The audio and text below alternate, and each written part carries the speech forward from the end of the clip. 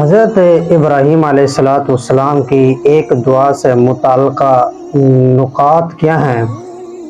حضرت ابراہیم علیہ السلام کی مشہور زمانہ دعا رب جعلنی مقیم الصلاۃ، اس میں اس بات کا اہتمام ہے کہ پہلے انہوں نے اپنے لیے دعا کی ربنا اغفر لی، پھر اپنے والدین کے لیے دعا کی والدیہ،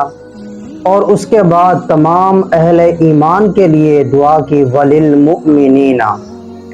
اس میں گویا ہمارے لیے دعا کرنے کا طریقہ اور دعا کے آداب کو بیان کیا جا رہا ہے کہ پہلے اپنے لیے دعا کرو اور پھر اپنے گناہوں کی معافی مانگ کر پھر خاص کے لیے بخشش طلب کرو، اور اس کے بعد اہل ایمان کو اپنی دعا میں شامل کرو۔ اس حالت میں بھی دعا سے مستغنی نہیں ہو سکتا کہ بلکہ ہر وقت اپنے رب کی مغفرت کا محتاج ہی رہتا ہے،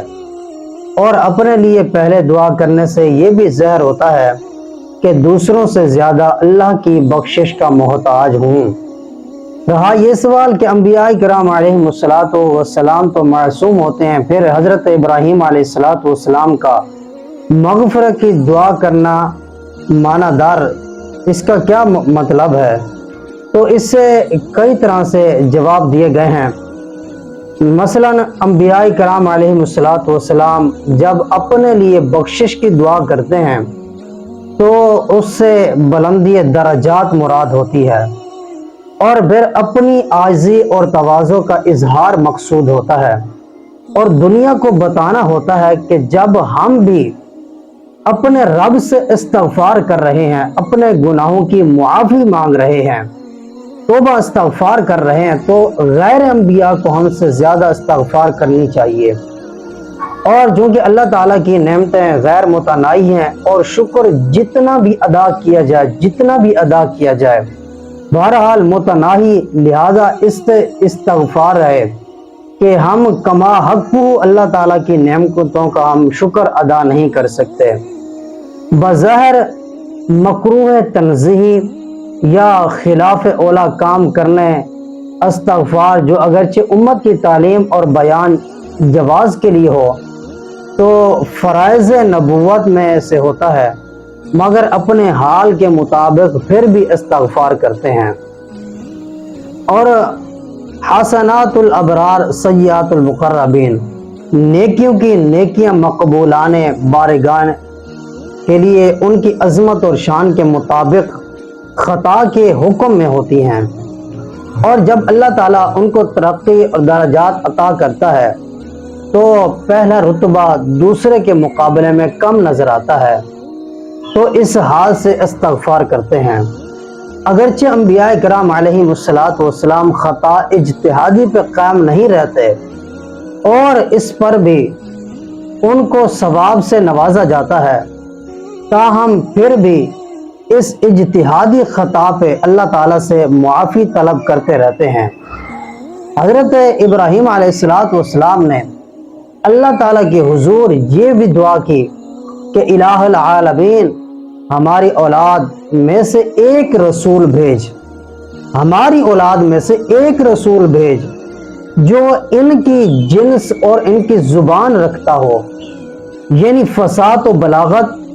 اور خیر خائی میں بے مثال ہو، تاکہ ان پر دنیاوی اور اخروی نعمتیں اور سعادتیں مکمل ہو سکیں۔ اللہ تعالیٰ نے حضرت ابراہیم علیہ السلام کی دعا قبول فرماتے ہوئے خاتم الانبیاء حضور سرور کائنات صلی اللہ علیہ وآلہ وسلم کو مبعوث فرمایا، اور آپ کو وہ کامل دین عطا فرمایا، وہ اکمل دین عطا فرمایا جو آپ سے پہلے کسی نبی کو اللہ نے عطا نہیں فرمایا تھا،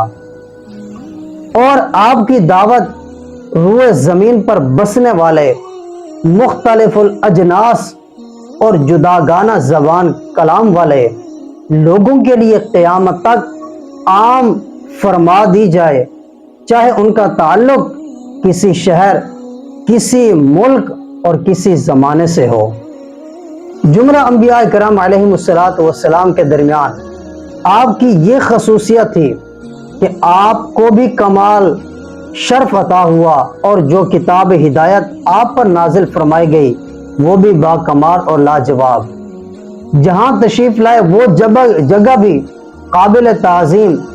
زبان مبارک بھی فصیح و بلیغ، امت پہ کمال و شفقت اور رحمت اور مہربانی میں بے مثال، نسب کریم شریف، جائے پیدائش عظیم، والدین بھی طیبین طاہرین۔ حضرت ابراہیم علیہ السلام روئے زمین پہ کعبہ بیت اللہ کے بانی ہیں، اس لیے آپ کی منازل میں بھی منصب جلیلہ اور مقام و مرتبہ بلند رکھتے ہیں، اور بیت المعمور کے پاس بھی آپ کی عظیم و شان درجات کی دھوم ہے۔ بیت المعمور 7ویں آسمان والوں کا قبلہ ہے، بڑی برکتوں والا اور مقبول اور محبوب ہے، اور ہر روز اس میں 70,000 ملائکہ عبادت الہی کی غرض سے اس میں داخل ہوتے ہیں، اور جو فرشتے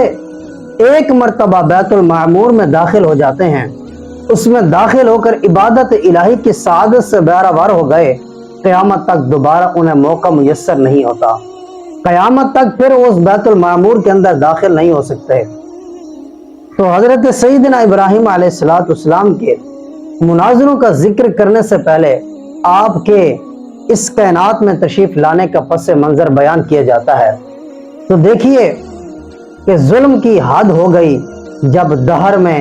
مبتلا ہوتا ہے عالم قہر میں، اندھیرا ہی اندھیرا کفر نے ہر سمت پھیلایا،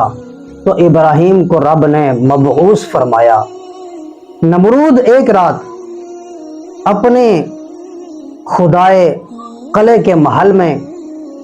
سو رہا تھا، سکون سے سو رہا تھا، اور کیا دیکھتا ہے کہ اس کو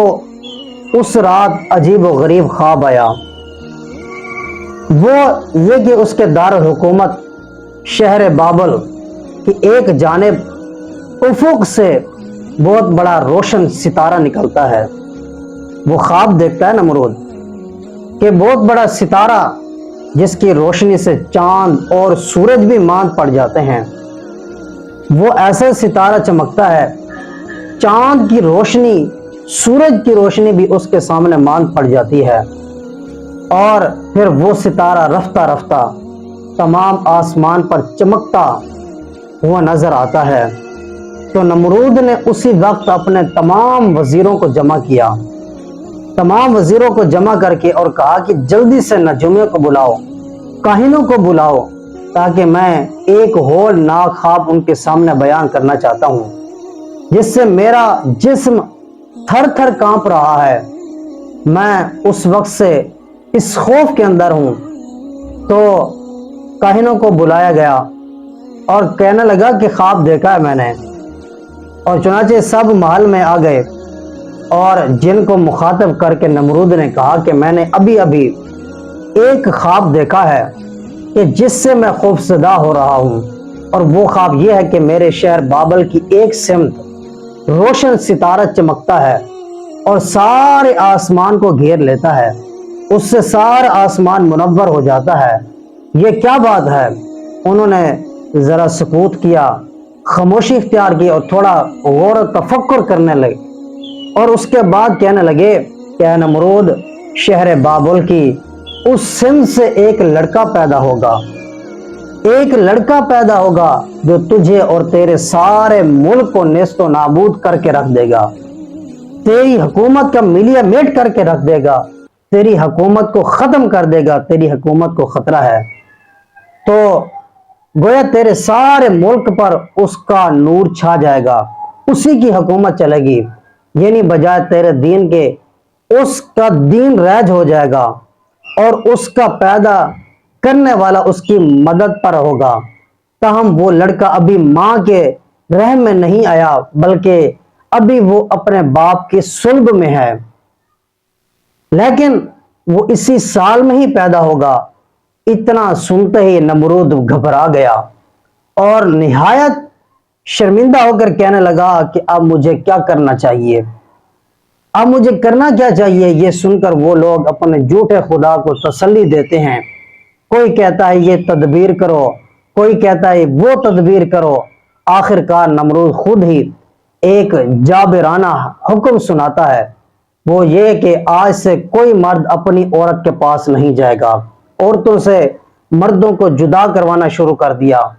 اور مرد عورت الگ الگ سکونت اختیار کریں گے، الگ الگ جو رہیں گے، اپنے گھروں میں نہیں رہیں گے۔ تو نیز جو عورت آج سے پہلے کا حمل رکھتی ہو، اگر تو ان کے ہاں لڑکیاں ہوں تو ان کو چھوڑ دیا جائے، اگر لڑکے ہوں تو انہیں قتل کر دیا جائے۔ چنانچہ اس حکم نمرودی پر اس دن سے ہزاروں نوزائیدہ لڑکے قتل ہونا شروع ہو گئے۔ قتل جب معصوموں کا ہونے لگا، ساتھ ماؤں کے فلک رونے لگا، بھول جائے گا یہ سب جور و جفا، جو نہیں پکڑے گا اسے رب العلا۔ تو نمرود جب کہ لاکھوں بچوں کے قتال میں مصروف تھا، اور اپنی دانست میں وہ یہ سمجھتا تھا کہ میں اپنے ارادے میں کامیاب ہو جاؤں گا، اور اب وہ بچہ ظہور میں ہی نہیں آ سکتا جو میرے ملک کی تباہی کر سکے۔ اتنے میں بہت سے نجومی اور کاہن اس کے پاس آئے، اور نہایت حواس پاختہ ہو کر اسے کہنے لگے کہ اے نمرود، خبردار کہ فلاں تاریخ اور فلاں شب وہ مبارک بچہ اپنے باپ کی صلب سے اپنی ماں کے شکم میں آئے گا۔ اتنا سنتے ہی نمرود کی چولیں ہل گئیں، اور اسی وقت اپنے وزراء کو جمع کر کے حکم دیا کہ فلاں رات نہایت سختی سے پہرے کا انتظار کیا جائے، اور مردوں کو شہر سے نکال کر جنگل میں نظر بند کر دیا جائے۔ چنانچہ ایسا ہی ہوا، اور اس رات کے لیے دن سے ہی تمام مرد شہر سے باہر کر دیے گئے، اور عظیم و شان فوجی پہروں میں ان کا محاصرہ ہو گیا، یہاں تک کہ خود نمرود بھی اپنے وزیر بے تدبیر کو لے کر بیرون شہر جنگل میں چلا گیا، اور عورتوں کو تاکیدی حکم دیا کہ خبردار کوئی عورت اپنے گھر سے باہر نہ نکلے، ورنہ جان سے مار دی جاؤ گی۔ غرض یہ کہ اس کے ڈر کے مارے عورتیں اپنے گھروں میں چھپ کر بیٹھیں، اور مرد نظر بند ہو کر جنگلوں میں جا پڑے، اور اپنی دانست میں نمرود نے گویا قضاء و قدر کا دروازہ بند کر دیا کہ نہ عورت مرد کے نزدیک ہوگی، اور نہ کوئی بچہ اپنی ماں کے بطن میں آئے گا۔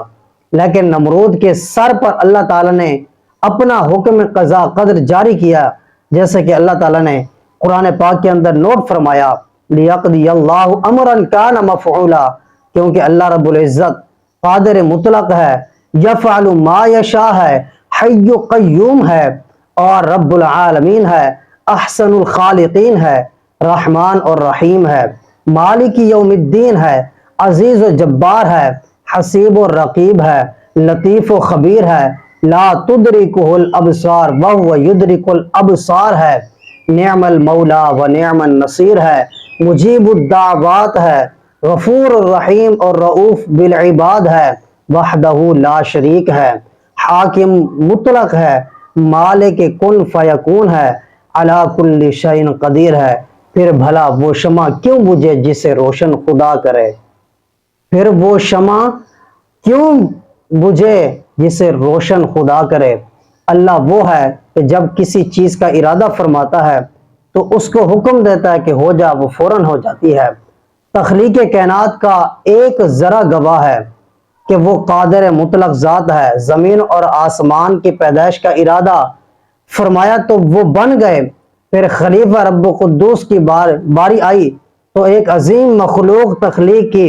اور لقد خلقنا الانسان فی احسن تقویم کا تاج پہنا کر مسجود ملائک بنایا،